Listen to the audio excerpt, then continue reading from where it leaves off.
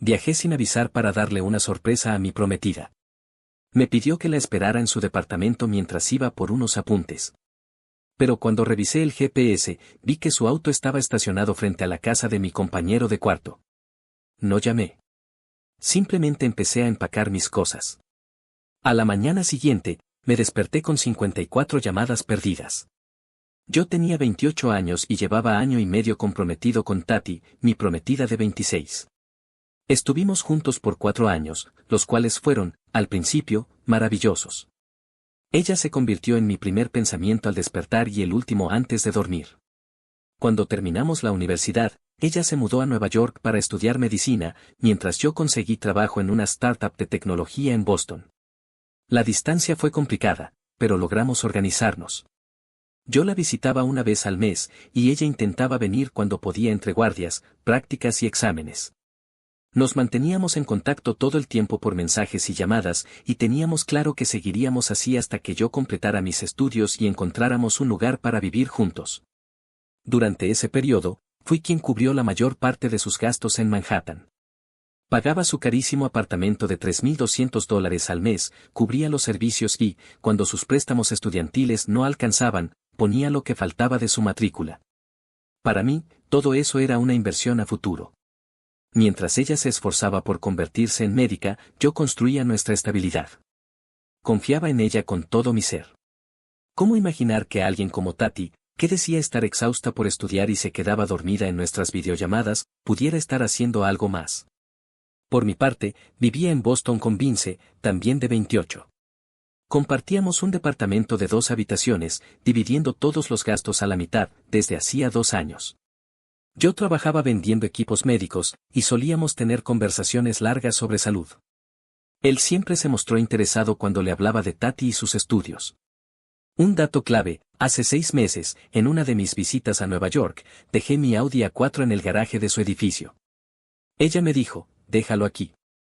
Así lo uso para hacer las compras y lo tienes listo cuando regreses. Sonaba como un trato conveniente. Pero todo cambió hace 3 meses. La comunicación comenzó a volverse fría, sus mensajes eran más cortos, las llamadas menos frecuentes. Supuse que era el desgaste normal de una relación a distancia, así que decidí organizarle la mejor escapada de fin de semana. Pedí vacaciones del viernes al martes, hice reservaciones en restaurantes donde hay que esperar 3 meses, compré entradas para un famoso musical de Broadway y preparé una visita a una bodega en el estado de Nueva York. Volé el jueves, sin avisarle. Me imaginaba una escena de película, ella abriendo la puerta, emocionada, saltando a mis brazos. Pero lo que vi fue muy distinto. Su cara pasó del asombro a un miedo momentáneo, para terminar en una sonrisa forzada que no llegó a sus ojos. Jared, ¿qué haces aquí?, preguntó con una voz aguda que sonaba demasiado ensayada. Me abrazó, pero fue un abrazo incómodo, como si no lo deseara. Ignoré las señales. Ya estaba allí, ¿qué más podía hacer? Entré, dejé mi maleta y comencé a contarle entusiasmado el plan: cena italiana, musical y la escapada a la bodega. Ella me detuvo mientras se acomodaba el cabello detrás de la oreja. Es un detalle muy lindo, pero tengo una guardia mañana y un examen importante el lunes. Necesito estudiar. Me dolió. Había planeado todo durante semanas, gastado casi $2,000 en actividades que no tenían devolución, y ella apenas me prestaba atención. Con la vista en el celular, aceptó a medias cuando propuse cenar juntos al día siguiente. No me miraba a los ojos. Esa noche fue extraña. Comimos comida para llevar sin hablar mucho. Cada 5 minutos miraba el teléfono y sonreía, hasta que se daba cuenta de que la estaba observando. Entonces se ponía seria y decía que estaba cansada, y se fue a dormir temprano. Yo me quedé en el sofá, viendo Netflix y diciéndome que todo era culpa del estrés de la escuela de medicina.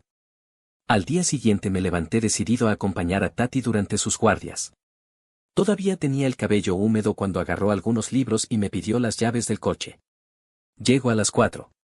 Necesito pasar por material de un compañero, me dijo. Se las entregué sin pensarlo. Al despedirse, el beso fue tan frío y distante que más parecía uno que le darías a una tía lejana. No me esperes para cenar, igual llego tarde. Te amo, murmuró mientras ya se alejaba, cerrando la puerta antes de que pudiera responder. Me quedé allí, solo en su departamento vacío, con el presentimiento retumbando en el estómago. Algo no cuadraba. Intenté distraerme revisando correos del trabajo y encargando almuerzo de un restaurante caro cerca del lugar. Entonces sonó mi teléfono. Era Vince llamando desde Boston. ¿Cómo estás? El clima está loco por aquí. Bajé la mirada, confundido, y le recordé que yo estaba en Nueva York visitando a Tati. Hubo un silencio incómodo. Luego respondió, joder, lo siento. Pensé que llegabas mañana. Estoy aquí por una capacitación de la empresa de dispositivos médicos y se me pasó decirte. No suelo desconfiar de la gente, pero algo se quebró en ese instante. Llevábamos 2 años compartiendo apartamento y hablábamos casi todos los días.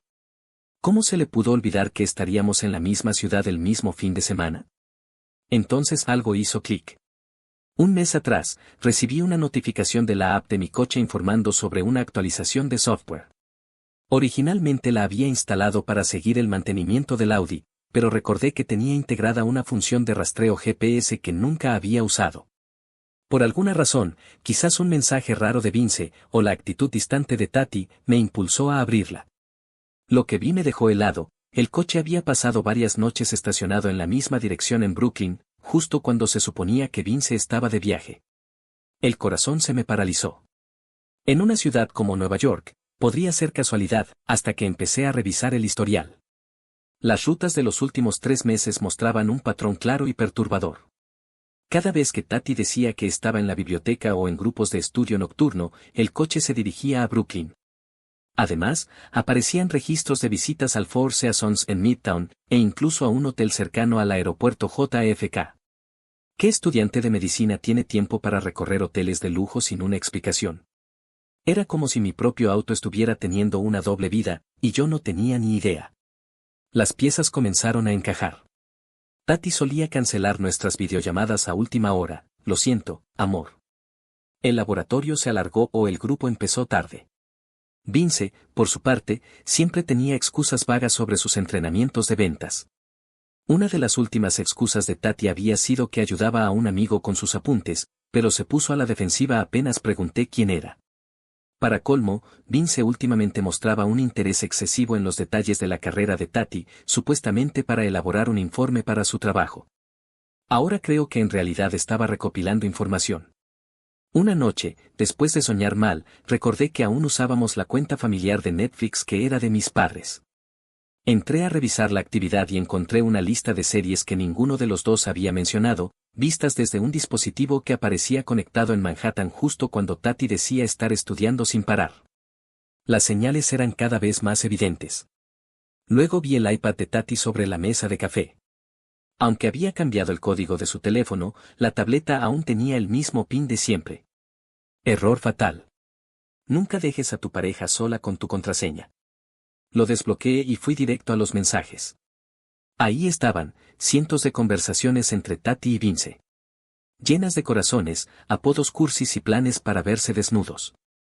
Cada chiste interno, cada coordinación secreta, cada confesión, una puñalada tras otra. Revisé todo. Estaban las fechas, los lugares, y cómo usaban mi coche como transporte para sus encuentros.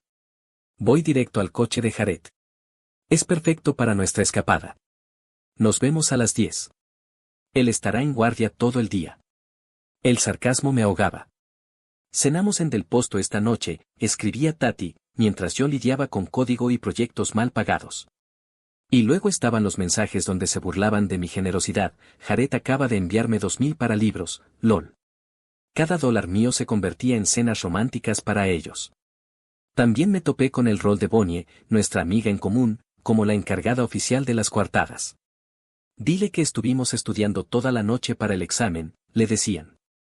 Cerré el iPad con las manos temblorosas, sabiendo que esto no era un simple malentendido. Era una traición fríamente calculada. Pero necesitaba una última prueba. Le escribí a Bonnie, oye, ¿a qué hora comienza el grupo de estudio hoy? Su respuesta fue inmediata, repaso para el lunes sobre las 7 de la tarde. Vamos a estar hasta la madrugada. Ahí estaba. Una mentira ensayada, dicha sin dudar. Mi alarma interior rugió. Volví a la aplicación del coche y confirmé que el Audi ya estaba aparcado frente a un hotel en Manhattan. probablemente su nuevo escondite. Me invadió una sonrisa amarga al pensar en lo descarados que habían sido.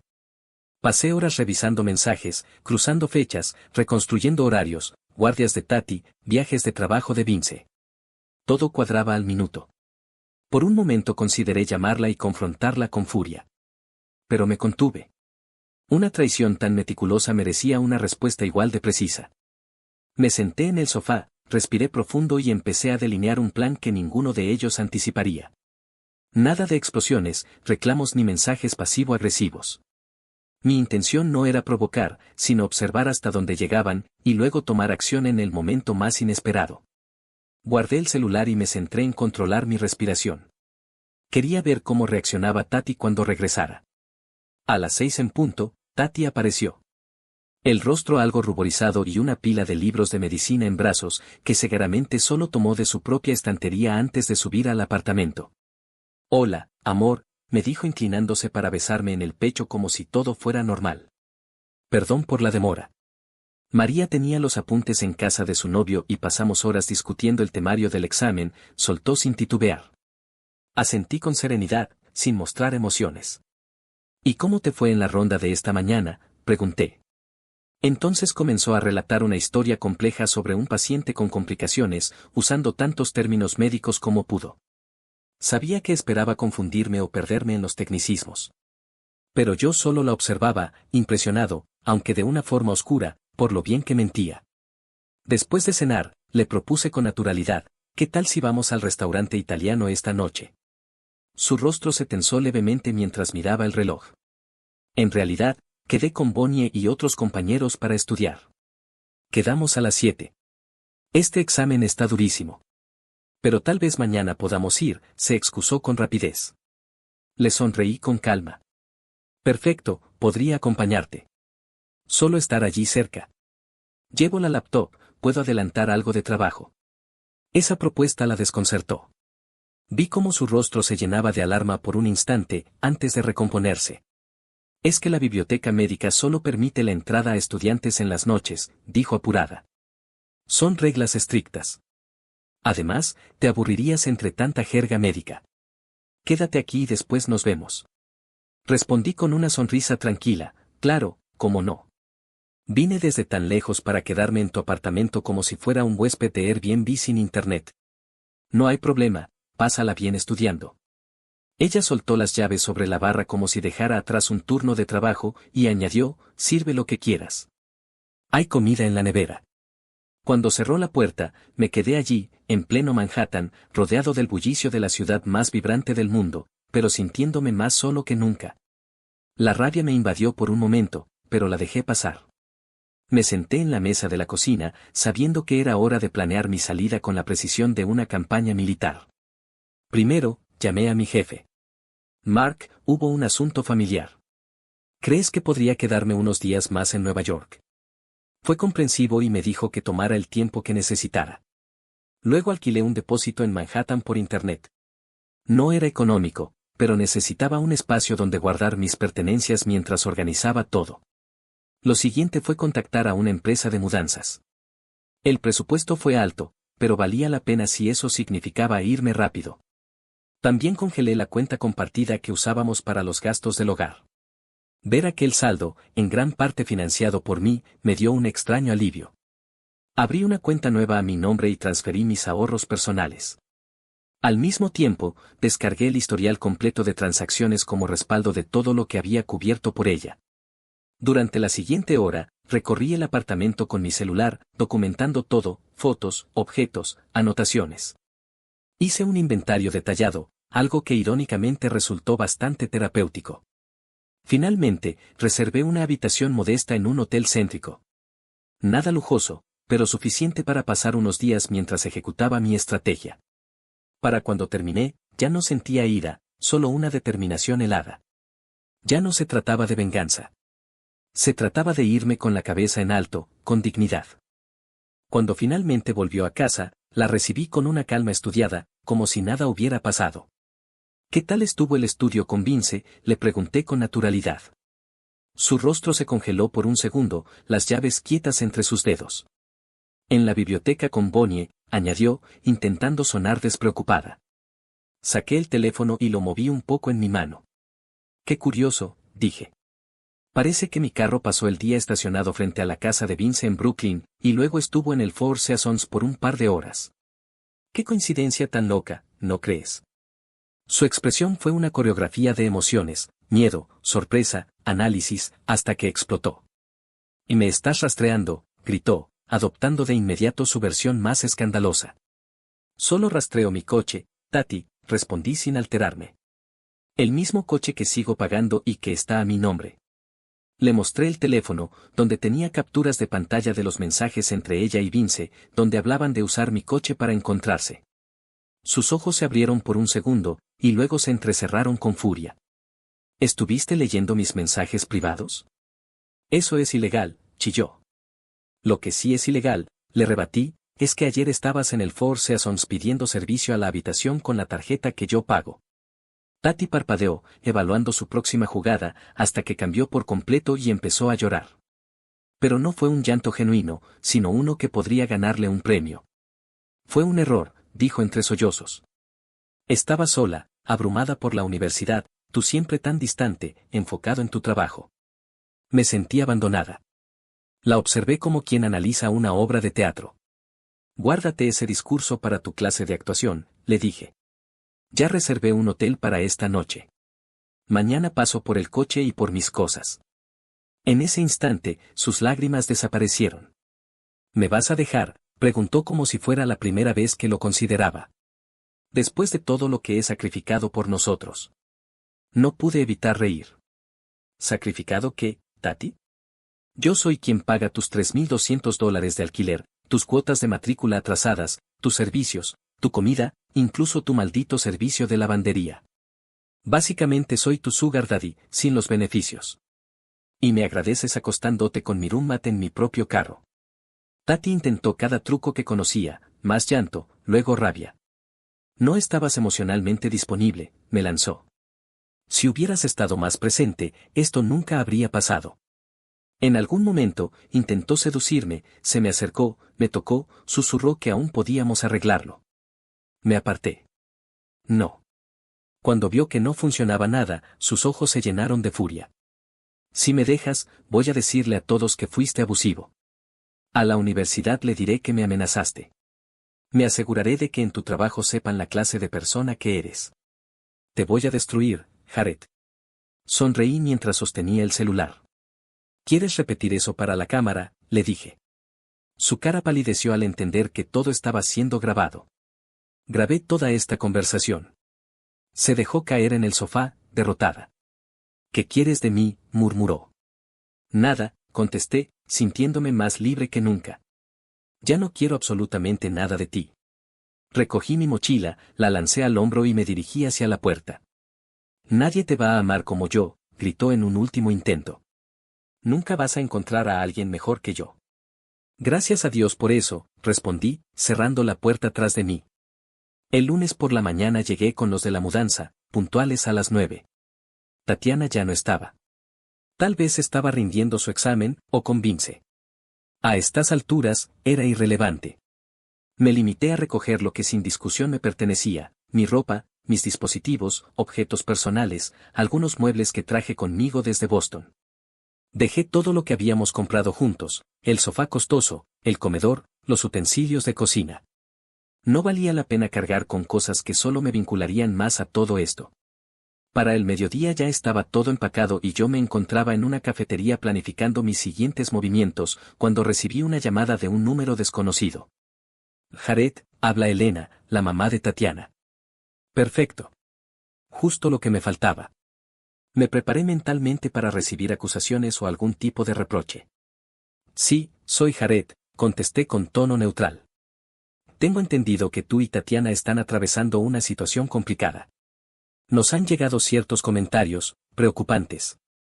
Supongo que tienes tu versión de los hechos, dijo, tajante, aunque dudo que sea completamente precisa. Elena soltó un suspiro largo. Eso es justo lo que temía. No es la primera vez que Tatiana inventa cosas sobre sus parejas. ¿Te importaría contarme lo que ocurrió, desde tu punto de vista?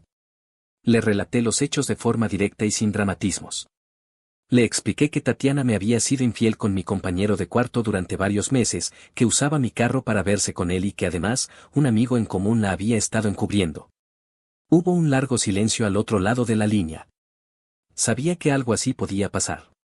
Su papá y yo ya habíamos notado este patrón antes, cuando estuvo con su primer novio serio en la universidad. En ese entonces recurrimos a terapia y medicación. ¿Terapia y medicación? Repetí, desconcertado. ¿Por qué?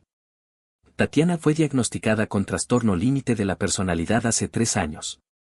Al principio respondió bien al tratamiento, pero creo que dejó de tomar la medicación cuando se mudó a Nueva York. ¿Nunca te habló de esto? En 4 años de relación, con todas las conversaciones profundas que tuvimos sobre nuestras vidas, nuestra salud, nuestro futuro, jamás mencionó ese diagnóstico. No dije nada. Lamento mucho todo esto, Jared. Nada justifica su forma de actuar, pero quiero que entiendas que en realidad no se trata de ti. Tatiana lucha con el miedo al abandono y con problemas severos de impulsividad. Cuando percibe una amenaza en una relación, como lo fue la distancia entre ustedes, a veces reacciona impulsivamente, como fue el caso de su infidelidad con tu compañero y el uso de tu coche. Mi voz se endureció sin querer. Eso no es una excusa. Lo sé. Pero para ella, hacerte daño antes de que tú puedas herirla tiene una lógica retorcida. Seguimos hablando por más de 1 hora. Elena me confesó que las mentiras, los juegos y manipulaciones no eran novedad. Aunque tal vez esta había sido su actuación más elaborada. ¿Y ahora qué harán? Pregunté, más por curiosidad que por interés real. Su papá viaja esta noche a Nueva York. Vamos a llevarla de vuelta a Chicago un tiempo. Planeamos internarla en un tratamiento intensivo. Más allá de eso, aún no lo sabemos. Antes de despedirse, Elena me dijo algo que no pude quitarme de la cabeza. ¿Sabes? Los novios anteriores intentaron salvarla o se quedaron por culpa tras conocer su diagnóstico. Eres el primero que simplemente se fue. Y, honestamente, esa ha sido la reacción más saludable que hemos visto. Cuando colgamos, sentí una especie de claridad, una paz que hacía mucho no experimentaba. Comprendí que todo esto nunca se trató de mí. Yo solo era una pieza más en el conflicto emocional de Tatiana, su soporte, su red, su saco emocional. Le mandé un mensaje a Vince. El apartamento es todo tuyo. Esta semana quitaré mi nombre del contrato. Lo leyó, pero como buen cobarde, no respondió.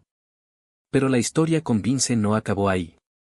2 días después del enfrentamiento con Tati, me encontraba en el vestíbulo de un hotel en Midtown Manhattan, recogiendo mis cosas antes de tomar el vuelo de regreso.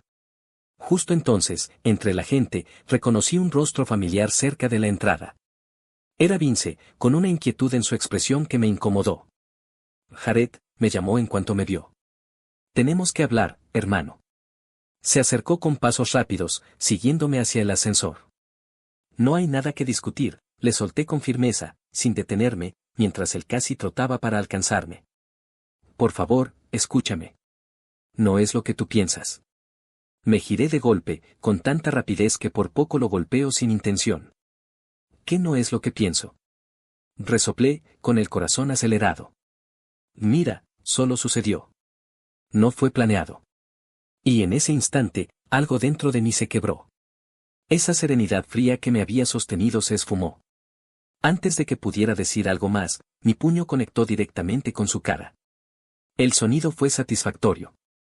Vince retrocedió, cubriéndose la nariz sangrante, con los ojos abiertos de sorpresa. Eso acaba de pasar, le dije sacudiendo mi mano. Supongo que ninguno de los dos lo tenía planeado. La seguridad ya venía en camino, pero yo simplemente entré al ascensor. Las puertas se cerraron y quedó un silencio absoluto. Vince seguía allá, parado en el lujoso vestíbulo del hotel neoyorquino, sangrando entre los dedos, con una imagen patética. No fue mi momento más digno, pero honestamente, sentí que era justo. A veces, el camino correcto pasa por un pequeño desvío en la gran manzana. Por su parte, Tati no dejaba de escribir. Sus mensajes pasaban de gritos llenos de ira a súplicas desesperadas por amor. No respondí ninguno. La bloqueé. Pero ella se las arregló para crear nuevas direcciones de correo y cuentas en redes sociales con tal de contactarme. Con el tiempo, Los mensajes empezaron a disminuir. Hasta que un día, recibí uno breve de su padre. Ahora está con nosotros en Chicago. Lamento profundamente el comportamiento de mi hija y el daño que te ha causado. Si dejaste algo en el apartamento, dime y yo me encargaré. Le agradecí, pero le confirmé que ya tenía todo lo necesario. Y así fue. 4 años de mi vida se resumieron en un fin de semana. Cualquier historia común terminaría ahí. Un chico descubre que su novia lo engaña, se va y sigue su camino. Pero ese no fue mi caso. Verán, no soy una persona de confrontaciones dramáticas o arrebatos emocionales. Soy desarrollador de software. Me gustan los patrones, los sistemas, las consecuencias lógicas. Y aunque no tenía intención de vengarme de Tati de una forma mezquina, sí creía en el karma. O más bien, en echarle una manito al karma. Tras irme de Nueva York, no volví a Boston de inmediato. No podía enfrentar el apartamento donde había vivido con Vince. Así que me quedé unas semanas con mi hermano en Chicago mientras pensaba qué hacer. Durante ese tiempo, me dediqué a revisar todos nuestros registros financieros. Hice una hoja de cálculo detallada con cada centavo que había gastado en Tati a lo largo de los años, alquiler, matrícula, comida, servicios, regalos, absolutamente todo. La cifra final superaba los $87,000 en un periodo de 4 años. No lo hice para echárselo en cara, sino para tener claro, en blanco y negro, cuánto invertí en una persona que me veía simplemente como un cajero automático y un soporte emocional. Luego hice otra hoja de cálculo. Esta vez, registré cada mentira que recordaba, cada manipulación, cada episodio de gaslighting. Incluí fechas, horas, citas exactas, siempre que me fuera posible. No lo hice para compartirlo con nadie, ni siquiera con ella. Era un recordatorio para mí, de lo que había permitido y de lo que no iba a permitir nunca más. Le envié la hoja de cálculo con los gastos a los padres de Tati, acompañada de un mensaje breve: no espero que lo devuelvan. Considérenlo el costo de una lección de vida bastante costosa. El primero en responder fue su padre. Me llamó, notoriamente avergonzado, y me ofreció disculpas sinceras. Quiso reembolsarme el dinero, pero lo rechacé. Le propuse, en cambio, que usara esa cantidad para el tratamiento de Tati. Ella necesita esa ayuda más de lo que yo necesito ese dinero. Y lo decía completamente en serio. Thomas se quedó callado unos segundos y finalmente me dijo: eres mejor hombre que la mayoría, Jared. Yo no me veía así. Solo había dejado de dejarme pisotear. En cuanto a Vince, no tuve que intervenir. El karma hizo su trabajo, tal como lo imaginé. Resulta que la compañía de dispositivos médicos para la que trabajaba tenía una cláusula de moralidad bastante estricta. Cuando se enteraron de su aventura con una estudiante de medicina, quien en el futuro podría prescribir sus productos, lo despidieron de inmediato. No tengo idea de cómo lo descubrieron, pero fue evidente que lo hicieron. La última información que me llegó indicaba que le costó mucho volver a encontrar un puesto similar. Terminó mudándose con sus padres a Ohio. En LinkedIn se describe ahora como consultor independiente, un término que ya todos sabemos qué significa: está sin empleo y desesperado. Bonnie también me buscó para disculparse por su parte en todo esto. Aseguró que se sentía muy mal por haber cubierto a Tati, y juraba que no sabía que la situación era tan grave. Según ella, Tati le había dicho que estábamos en un descanso y que yo estaba al tanto de lo de Vince, pero que simplemente no quería aceptarlo. Le respondí que comprendía que estuvo en una posición complicada, pero que ya no podía mantener cerca a personas así. Y parece que lo entendió. Pero la verdadera revancha han sido estos últimos 6 meses. He reconstruido mi vida por completo. Me ascendieron en el trabajo y me trasladé a la oficina de Seattle. Un nuevo inicio, una nueva ciudad, un apartamento con vista real al mar, no a un muro de ladrillo. Compré una moto con el dinero que tenía destinado a la boda. No hay mejor terapia mental que conducir por carretera abierta, sintiendo como cada curva podría ser la última si no estás totalmente presente. He empezado a salir otra vez, sin prisas. La mujer con la que estoy ahora conoce toda mi historia y la respeta. También trabaja en tecnología, así que compartimos temas que no giran alrededor del drama. Lo más valioso que he ganado es una claridad que antes no tenía. Ahora reconozco mi valor, sé lo que tolero y lo que no, y ya no estoy dispuesto a ser ni salvavidas ni alfombra de nadie. Tati todavía intenta contactarme ocasionalmente desde números distintos o correos nuevos. Nunca respondo. A veces sus padres me cuentan cómo va. Sigue en tratamiento, sigue trabajando en sus temas. Le deseo lo mejor, desde lejos, al otro lado del país. Y sí, ¿recuerdan mi Audi A4? Ese que usaron como su nidito de amor con ruedas. Lo vendí. No podía seguir conduciendo algo que había sido escenario de tanta traición. Con ese dinero pagué el enganche de una casa en las afueras de Seattle. Cada cuota de la hipoteca es, para mí, como levantar el dedo del medio hacia ese pasado. Porque la vida no es una película. No hay música épica cuando te das cuenta de una infidelidad. No hay una frase perfecta al irte. Solo hay una decisión silenciosa de que mereces algo mejor y el coraje para hacerla realidad. Así lo veo. No perdí 4 años con Tati. Me ahorré perder 40 más. Y, sinceramente, creo que esa es la mejor venganza de todas.